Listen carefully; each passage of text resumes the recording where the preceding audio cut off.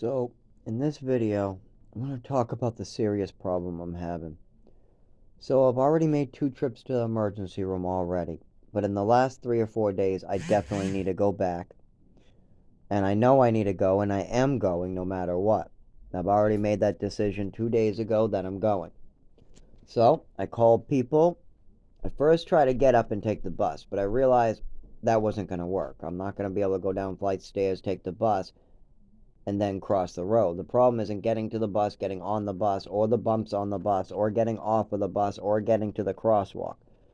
I could probably make that with squatting and crawling. I could. I have a cane as well. So I think I can make that, but my kidneys would pop out, start swelling, my intestines would start hurting. I'll be in L position, and eventually I have to squat, but I could get that far, I'm pretty sure. It would hurt like hell, and I'd be screaming and mad and shaking, and I might even have a seizure, but I think I can make it that far. But when it comes to time to cross that busy intersection on 108, where the traffic light is always broken or frozen, also, it's a 4 or 6 lane traffic, and they all blow past it in speed. I'm not so sure about that, as well as there's no place to sit or squat all the way in the emergency room. So after I get across the road, I'm going to have to go about a long distance all the way around to the back of the building because they won't let you through anywhere else except for the back of the building to go in the emergency room if you come from the bus. If you come from a car, that's where you park. So that's probably why. So with me not being able to make that safely, that's not really an option until I know I can do it.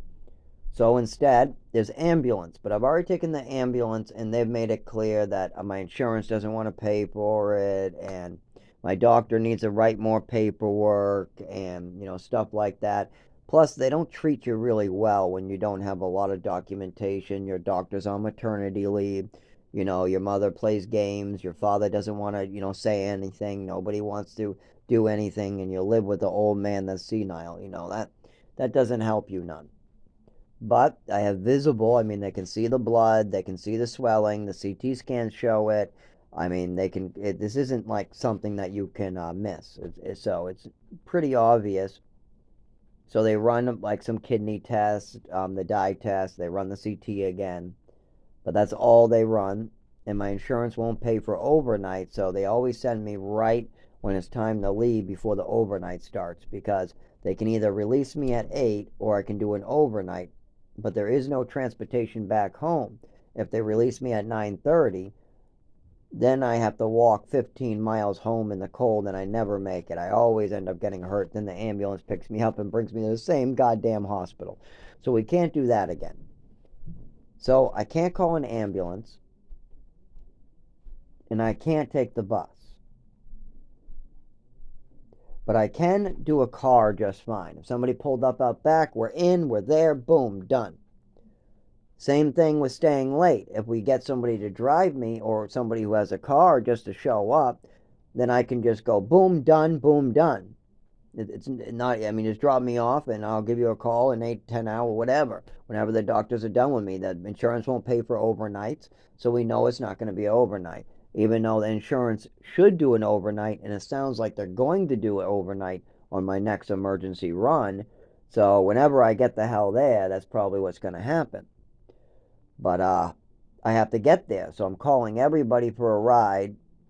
But a lot of them are busy, and I'm not going to call my manager because she's managing 3 stores as well as she's my emergency contact if something happens to me. That way, at least people find out that I'm either dead or crippled or can't talk or whatever the hell worse than I am already. But I don't even think anybody could get any worse than this. But I mean, once when you have black urine, kidneys failing, your something in your GI failing, your heart doing something weird, your lungs doing something weird, you've had seizures for 25 years, your nervous system's been fucked up for 25 years, you haven't been able to hold food down for about 25 years, your stomach's been screwed up for 25 years, you probably can't have children anymore thanks to all the druggings your mother did. You haven't been able to walk properly. You can't drive until it's fixed. You can't move your legs properly. You can't move your arms or legs properly. You can't use electronics properly. people don't usually go on and work and take up other people's shifts and when somebody has a bellyache, oh, I feel sick to my stomach, Zach, cover my shift. Meanwhile, I'm in the emergency room with black urine telling them about how my head just got hit, and I'm getting calls to cover, and I'm being told that I can't get any paperwork, or oh no, you're gonna have to wait 6 months, or oh we see it but we don't know what it is, but why don't you go back to work and hurt yourself some more? And I do it. I work extra hours. Oh my God, I see people who are normal, strong people, and they can't even do the regular shit. Meanwhile, I'm falling down and covering shifts, and somehow I'm able to get the job done while falling down. I mean, that's ridiculous. People who are literally on the ground squatting all day shouldn't be getting more work done than a normal, well person. But these well people don't want to do shit. The doctors don't want to do shit. All they have to do is write a piece of paper out, and things would stop hurting me. I would stop falling. There's things that could go a lot better for me. But that's too hard. In all these 25 years, that's too hard to listen to the patient. No, they want to listen to the crazy mother. No, they want to listen to the crazy paperwork. No, they want to ignore you completely. No, they want to take the easy way out. No, they want to go on vacations. No, no, no. No, let's leave the patient bloody, scarred up. Let's just stitch him up. We'll give him some painkillers and put him to work. Yeah.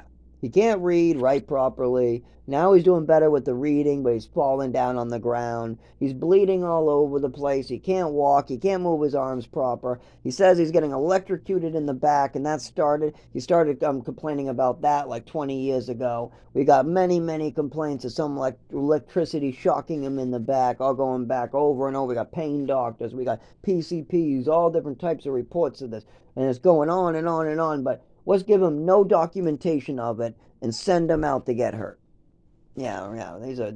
These are some really helpful people I'm running into. I got a great father and mother. They help me so much. I mean, they help me bleed. They help me fall. They help me not get the help I need. Oh, and now they're covering it up. So when I go to the doctor, they want to not help me with it either. Oh, so I mean, what would I do without all that help? Oh, yeah, they also sent me to New Mexico to go chase down rattlesnakes and get thrown across the room. Well, how would I ever live without all that exploring in the woods? I don't need no education. No, exploring in the woods, that's great. And then how would I live without the ruler across the head? How would I live without the smacks for absolutely nothing but she's going crazy? Don't get me wrong, I got smacks for calling her a bitch, but there were times where I just got smacks because she was going nuts. How would I live without all that crazy talk twitching in my brain? How would I live without my mother convincing me that I'm schizophrenic when I'm not? How would I live without her trying to convince everybody that I have a bunch of other mental illnesses and then putting it down on paper? How could I live without the doctors mistreating me all the time? How could I live without the doctors giving permission to a really, really mentally ill nurse who likes actually causing pain to children because you can see it and other staff were noticing it, as well as she gave me the same medication twice and there were so many dangerous ones like Thorazine on the list. How could I live without that? Don't forget, in the orphanage, how could I live without a bunch of 19-year-olds who could have the control to give you double medication because they're confused and don't know what to do? How could I live without all this help? I ask for help. I get double doses of pills. I ask for help. And my mother gives me an overdose. I ask for help. And they give me Epicac. I ask for help. And the doctors start just torturing me and shoving needles in me. But guess what? Of course it didn't help. Because they're not listening to the patient. I'm complaining about problems in my back where I can't move my fingers and my skin feels numb. My skin doesn't feel right. I'm biting my skin because something happened. Last year my skin didn't feel this way, so I'm biting it. But no, the doctor wants to say, oh yeah, he's self-harming. Let's give him some more drugs. No. Last year my skin felt one way. This year my skin feels a different way. That's why. When I walk into the doctor's office at age 7 and I say, my mother gave me a handful of pills, I went blind, I couldn't feel, and I give up all these dangerous symptoms that match an overdose, And my mother admits it and goes, "Oh, yeah, that was just an allergy attack." What help did I get then? Oh, they gave my mother more pills to drug me, and then I got moved to Texas. So they gave my mother a bunch of weapons and then moved me to another state so she could go and avoid responsibility. Great job, guys. I'm sure these doctors deserve those mansions and houses. And I deserve to just work and die at the age of 35, right? I mean, I've already given everything. I was a teacher's aide from age 15 on all the way to about 20. I worked as a teacher's aide helping special needs children. I also spent from my 23, no, sorry, from age 20 all the way till today, 31, helping the disabled, the elderly, and the people falling through the cracks. I've also paid more into my society and more into my local areas than average. I volunteer. I try to do everything. Even if I'm in a wheelchair using canes, I still help others if I can. If there's something I can do, I never deny it. Even if it costs me a little bit. I mean, I can't give up everything. I need a sufficiency and I need to get better.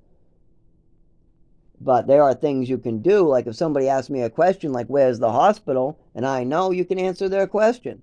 If I know an answer, I can answer them. There's a lot you can do. I have an 83-year-old sex offender old man who lives with me, and all I had to do was ignore the fact that he's a sex offender. And I hated that, but I didn't know that at first. But he needs help. He has a half a working heart colostomy bag, and nobody is helping him because his whole family dropped out on him. And his Social Security isn't enough to live on, thanks to what? Everybody doesn't, most of the shelters are filled with old people on Social Security. But there's no reason why I have to go through this. There are systems that help me.